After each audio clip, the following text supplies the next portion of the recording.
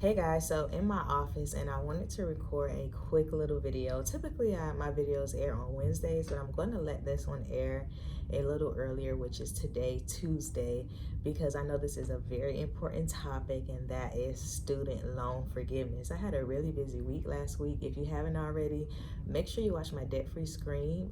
It's my latest video that I have out now, so make sure you check that out. But let's get into this student loan forgiveness.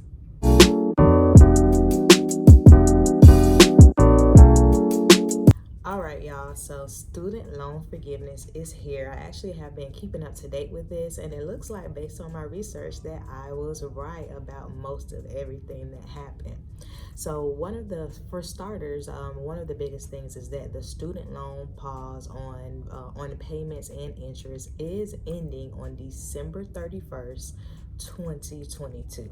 So with the federal pause on student loans ending on December 31st, 2022, once payments are set back in place, a person's payments are going to be capped at 0.5% of their income. Previously, it was 10%, so this is another big change. So what does student loan forgiveness actually look like? If you receive Pell Grants while going to school, you're going to be eligible for up to $20,000 in student loan forgiveness.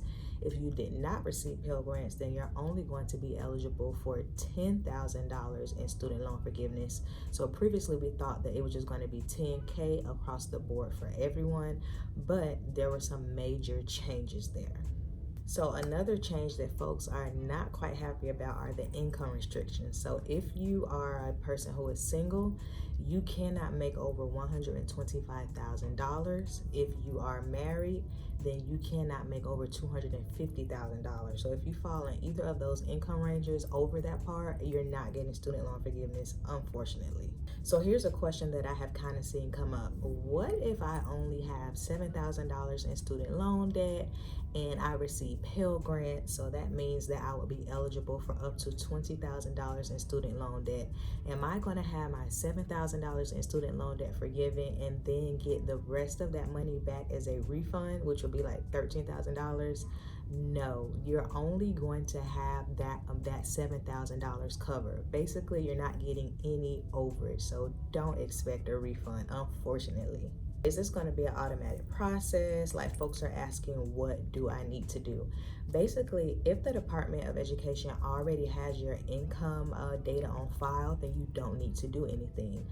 But if they don't, then there is going to be a simple application that's coming out sometime in October. I'm not sure of the date, but if you want to be one of the first folks to know about that, there's a link that you can actually click and sign up. It's on the Department of Education's website, so that you could be one of the first people to know that the application is live and that you can go in and fill it out. Of course, folks are wondering, how quick is this going to happen? I have read that within 4 to 6 weeks, like once the application is completed or once they have the information, within 4 to 6 weeks, you should see some type of loan forgiveness. For the folks who do need to complete the application, they're saying that you need to do that by November 15th. So basically, once it's live, don't wait. I imagine that the site is probably going to just be like down for like several hours because everybody is going to be on there putting in their application. But you want to make sure that you do it as soon as possible once it is live, for the people who need to fill out the application, because if they have your income data, then you don't. And then they said that even though the pause is going to expire at the end of the year, that doesn't mean that people are not going to get their student loan forgiveness. So those applications are still going to be processed. Now, I have a few questions. I guess my questions are like, where is this money coming from? Like, how is this going to affect us in the future? Like, am I the only one who has those questions? In addition to, like, what is the plan to make higher education more affordable?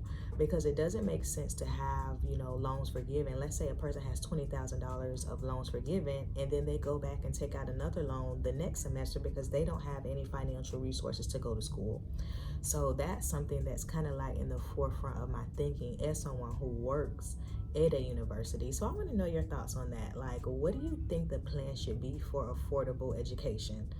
Drop down in the comments and let me know if you're someone who is applying for the student loan forgiveness, or if this is, you know, going to affect you in any way. Drop down in the comments and let me know. Y'all know that I paid off my student loans in January, so I'll make another video on my thoughts on, you know, do I regret paying off my student loans? How am I feeling? I'll come back to you later with that. But I hope this video was helpful. See you next time. Bye.